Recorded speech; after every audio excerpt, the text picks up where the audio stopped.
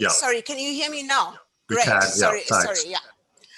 Okay, jolly good. So I'm going to be presenting a paper which I thought was quite interesting. And so just by sort of introduction to it, so one of the questions that is on our minds at the moment as this whole SARS-CoV-2 pandemic um, uh, is playing out is how it is going to sort of play out over the next few years. We know that obviously it is going to transition to an endemic infection, but what sort of morbidity can we, is it reasonable to expect? And so the sort of the big trouble that obviously we have at the moment is the consequence of the fact that an infection has been introduced into a naive population, and therefore people of all ages are susceptible and being infected. And it's obviously clear that infections are a lot more severe in adults. And what tools do you have to try and predict what's going to follow? So the authors of this paper felt that the best evidence that we have is the behavior of other already endemic human coronavirus infections. These are viruses that were all once animal viruses that have become human infections. And in fact, there's some evidence to suggest that the virus OC43 was that the Russian flu, so-called Russian flu of 1889, was in fact a trans-species jump of OC43 into humans and not due to influenza at all. What we know about OC43 is that it is predicted to have diverged from animal viruses around about that time and into the human population. And what we know about this particular pandemic is that it started in Central Asia, that there was global spread and caused an illness similar to influenza with respiratory symptoms, fever and fatigue, and that it killed about 1 million people, which was quite a big deal considering that the human population was a lot smaller than it is today. So this paper, which was published in Science last month, in this paper, the authors developed a model to try to predict the endemic transmission behavior, or how a virus like SARS-CoV-2 might transition to endemicity, using the infection characteristics that are well known for the other endemic human coronaviruses. And to set the parameters for their models, they relied quite heavily on two earlier publications. The first was this seroprevalence study that was done in China, looking at the seroprevalence in adults and children for all the four human coronaviruses. And then secondly, this paper, which did experiments to see how soon after a documented infection one could challenge and get repeat infections occurring. So looking first, so they analyzing the data from the first paper here, they reanalyzed the data of the age-specific seroprevalence of the four human coronaviruses in this from this Chinese paper, in order to set their parameters of transmission and of how rapidly immunity wanes. And so just to look at the data here, so the seroprevalence, they did IgG and IgM antibody testing for all four human coronaviruses. That's 229E, NL63, HKU1, and OC43. And what we see, y-axis is obviously the proportion of seropositive individuals, and the x-axis is by age. And you can see in all four, there's a pretty similar, the seroprevalence looks pretty similar in that IgG, uh, individuals become IgG positive at a very, very early, in fact, virtually by the age of 15, close to 100% of individuals already have antibodies, IgG antibodies. That IgM is only detected in children and likely reflects primary infection, and that reinfections are not associated with an IgM serological response. And then one of the very um, sort of predominant or sort of findings was that this very early median age of primary infection, estimated to be between 3 and 5 years for all 4 of the coronaviruses. And this is really very early for I mean, it does suggest that that this force of infection is really high, because even a virus like measles in the pre-vaccine era, the median age of primary infection was somewhat later.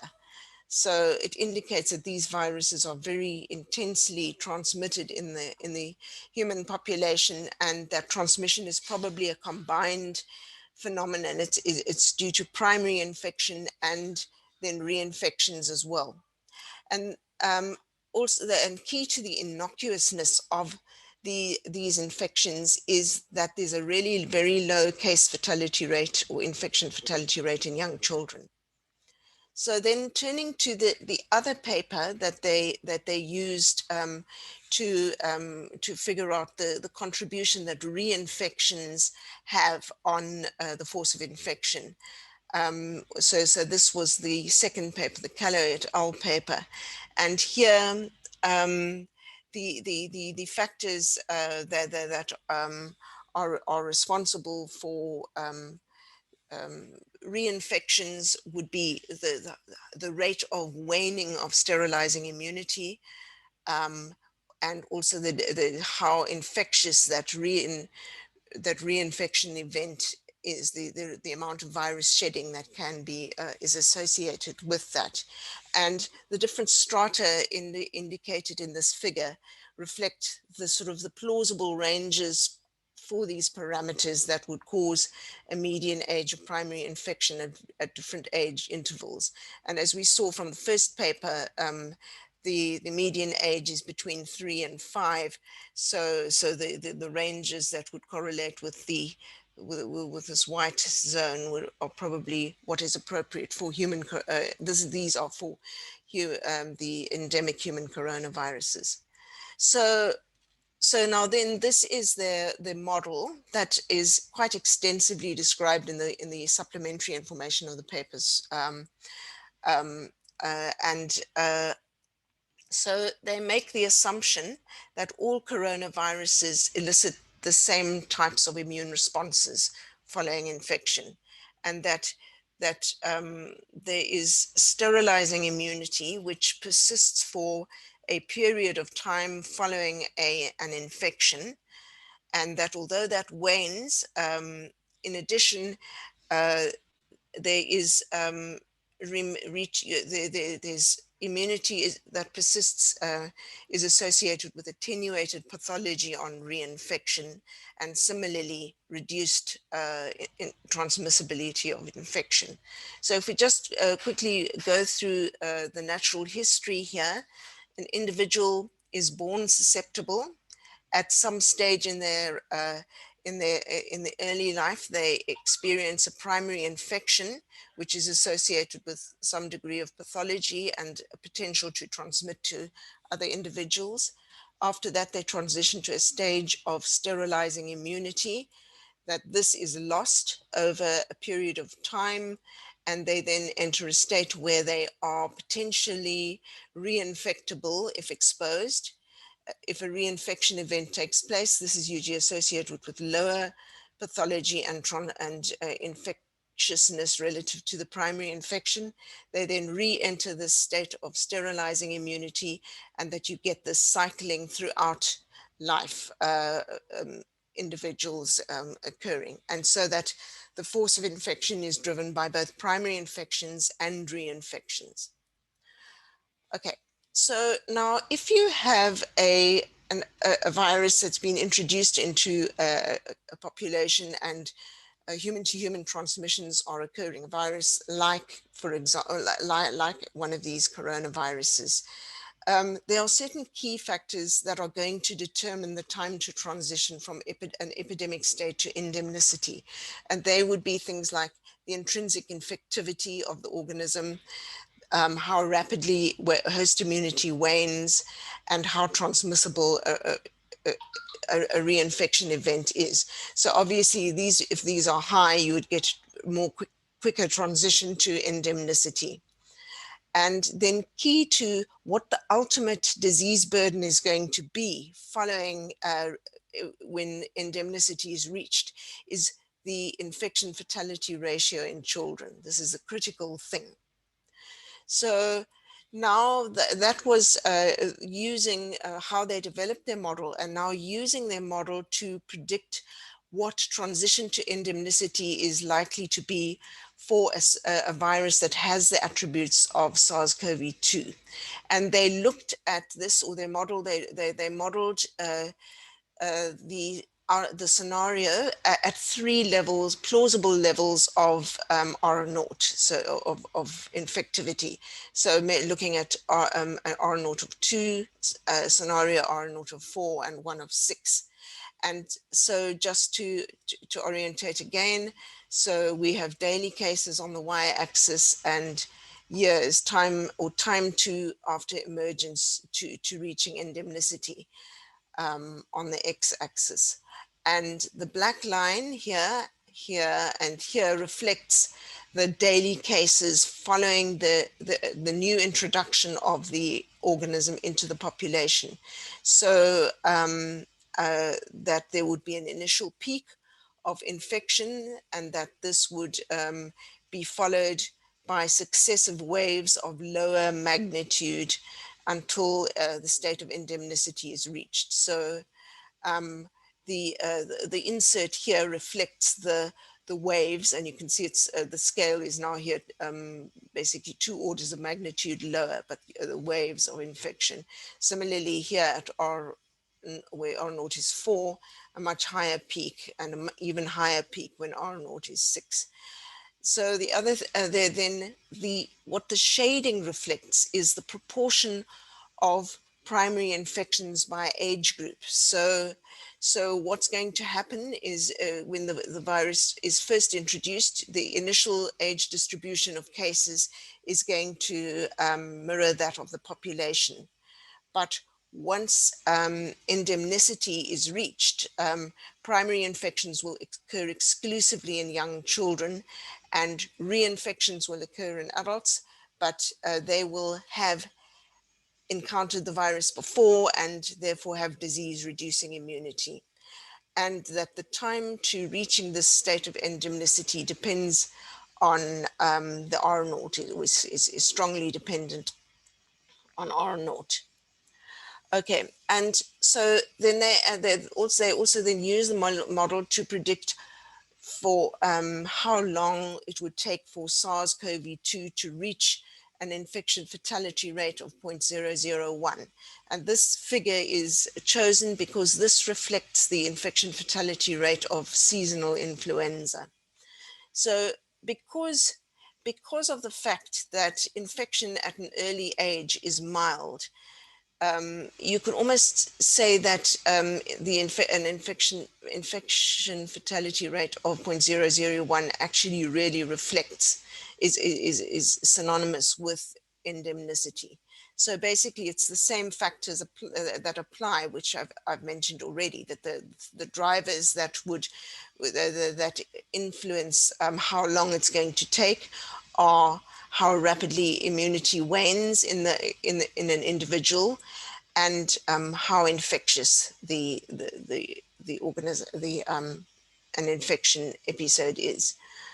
Okay, so that so then they also expanded their model to speculate on how it would work for the other emergent coronaviruses. And key to this is that in the endemic state, the infection fatality rate depends on the severity of childhood infections. So if we look here on the left here, this is the observed infection fatality rate for the 3 emergent coronaviruses. So we've already talked and read about the SARS-CoV-2. The blue line is original SARS, and which has a similar pattern of low infection fatality ratio in children, although it is intrinsically a lot more pathogenic than SARS-CoV-2 is, with this very steeply rising curve in adults. But because of the very mild infection in children, it is likely to follow the same sort of trajectory to endemicity, so as SARS-CoV-2. So here this is reflecting at the different R0 levels of 2, 4, and 6. And the only difference being that the actual infection fatality ratio is would be a lot higher for certainly during the transition to endemicity. So what about MERS? Well, MERS is distinct in that, in fact, the infection fatality rate in children is significant. It's really pretty high. So therefore, although it's not probable that it would ever happen, but if it were to transition to endemicity, you'd actually see the reverse happening, that increasingly you would get more and more severe disease. The burden of disease would go up. It would sort of be a mirror, sort of a sort of inversion of what we see with the other 2 viruses. So yeah, so that was their model.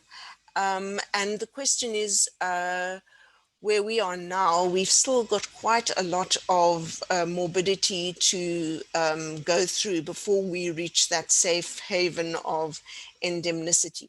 But does this give us any kind of insights into what to expect, or how to sort of plan for what's going to happen? So I think what it does tell us is that vaccination is crucial to minimizing deaths and getting us to a state of endemicity sooner. The question is, what are the immune kinetics of vaccine-induced immunity going to be? Will they be the same as natural infection? We don't know that. And ideally, one would like to have the same pattern of transmission seen as with natural infection, so that it would make sense in a way that to have vaccines that mimic the natural infections as far as possible. It also shows us that relying on herd immunity is not going to protect the unvaccinated.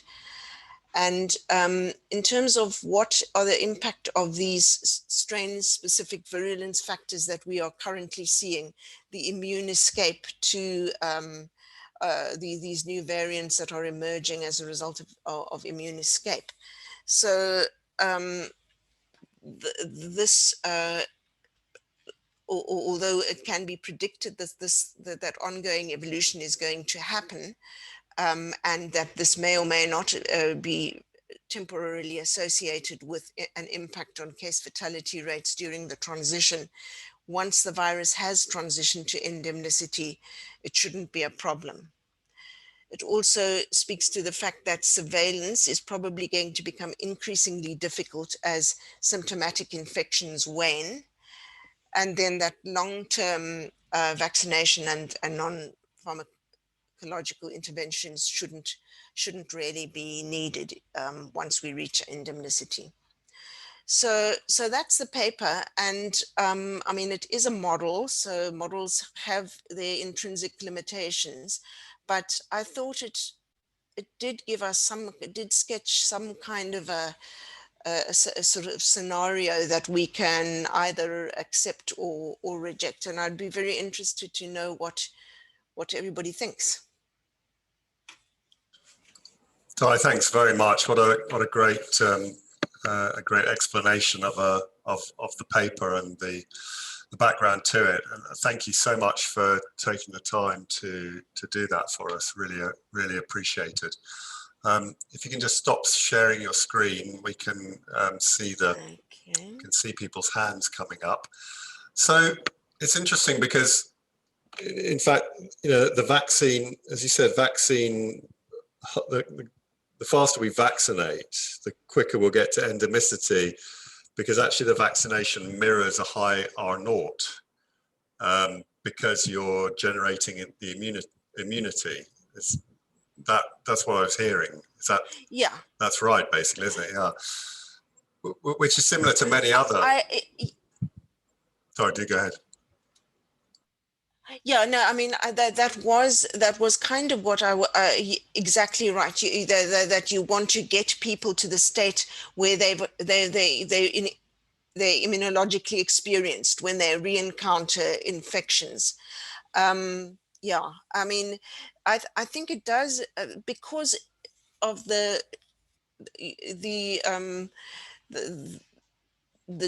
demonstrable low severity of infection in children.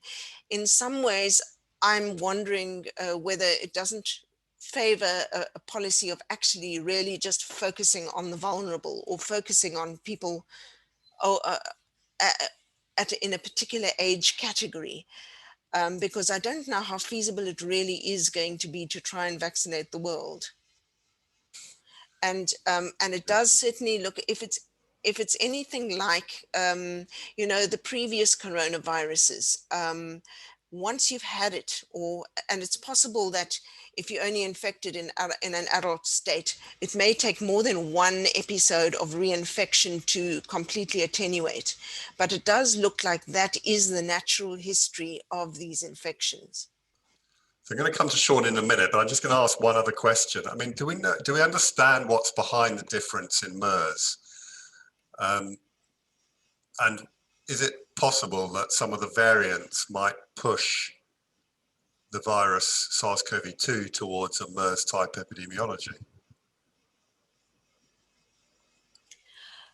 Yeah, so now I do not know what what is different about MERS. I must confess that is a very interesting question to look at. I'm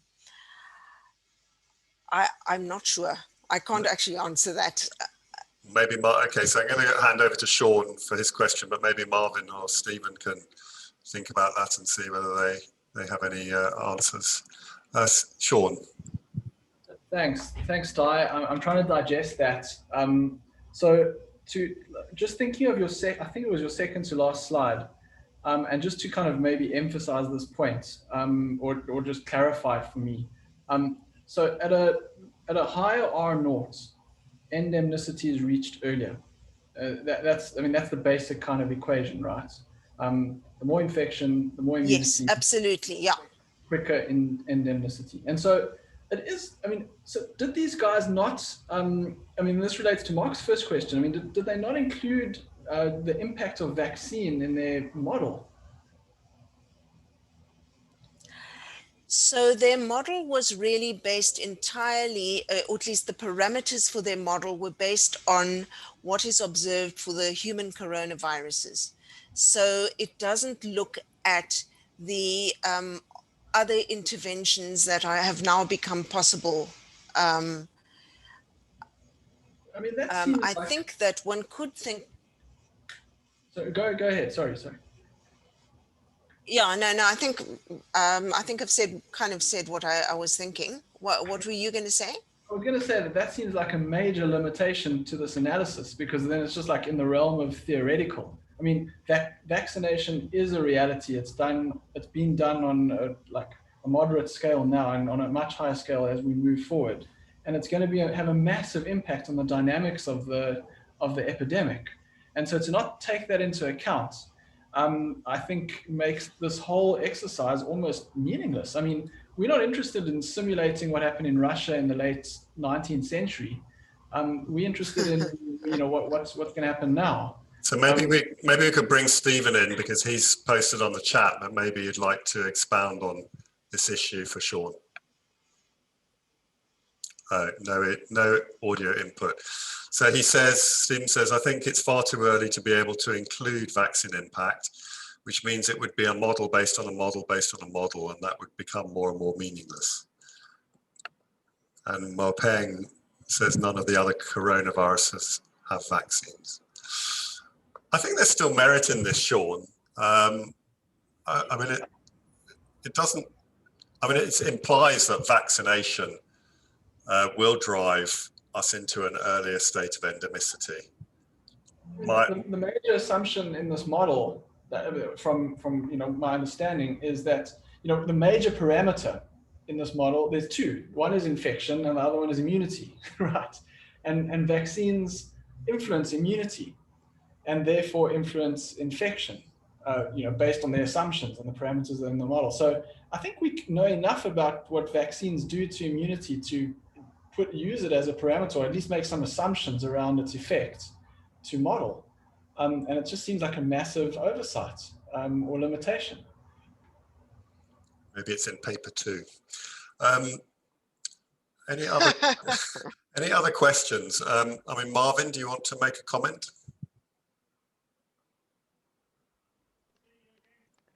No, I think it's been kind of well expressed. I mean, I think that the issue with the model really is kind of around the whole issue of the R naught, which is the kind of force of infection, and that is the one thing that I actually sometimes think about, is that by implementing a lockdown and no access to vaccine, basically what it's effectively doing is also it's pushing the endemicity a period much longer, and then we, according to one of the diagram, we can be talking about like 8 to 10 years before it can actually reach endemicity. So I do think vaccine is critical, but at the same time, the approach of the vaccine has got to be kind of harm reduction. So I think that to me is that while we allow kind of infection in the younger population to happen, we must use the limited access to vaccine in the more vulnerable people. I mean, it's kind of kind of reading between the line of what the paper is saying, but I think that is kind of speaking to how we must kind of plot our way out of this pandemic for us and other kind of low and middle income countries. Yep. Okay. Well, that's a good place to end. Unless Di, do you have any last comment? Nope, I think I've said enough. You said it all, not enough. It's never enough.